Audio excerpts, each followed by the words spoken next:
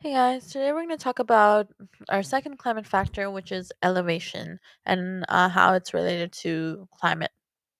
So let's get started. First, let's talk about the difference between altitude and elevation. Altitude is the height of a moving object above sea level, kind of like a bird or a plane that's moving in the sky. And we want to know how far away that thing is that's already moving from the sea level. Elevation is more about fixed objects that aren't really moving, such as mountains or volcanoes, and it's pretty much the same thing where we want to see how high it is from sea level. So altitude is for moving objects, such as planes, birds, and we've used altitude before in for different parts of our layers of the atmosphere because our atmosphere is also not really still, right? And elevation is for more still stuff, or yeah. So, one thing you need to know if you look at this part, I believe this is page 12 of your reference table, you'll see that in the troposphere, as I'm going up in altitude, my temperature is decreasing.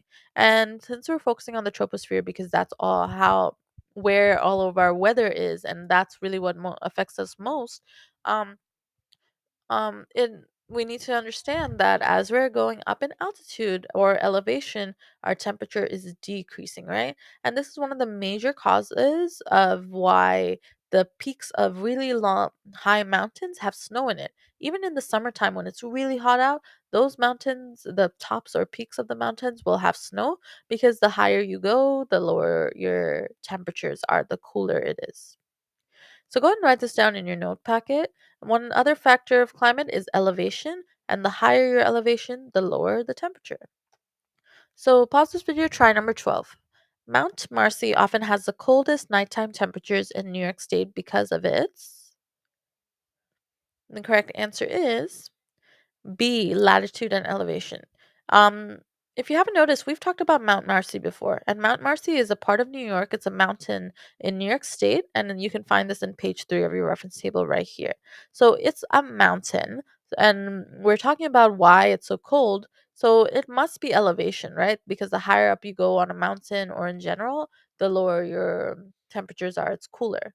But remember, latitude also has is one of our climate factors, right? Longitude is not. The latitude of Mount Marcy, notice, is a little higher.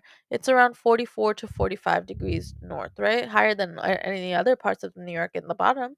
So since it is at a higher latitude, it's closer to the poles, and that's why it's cooler. Okay, and away from the equator. And remember, higher latitude has lower angle of insulation, so it's cooler. Try number 13, pause this video. Mount Kilimanjaro is located in eastern Africa at 3 degrees south. Which climate factor best explains the presence of permanent snow on its peak?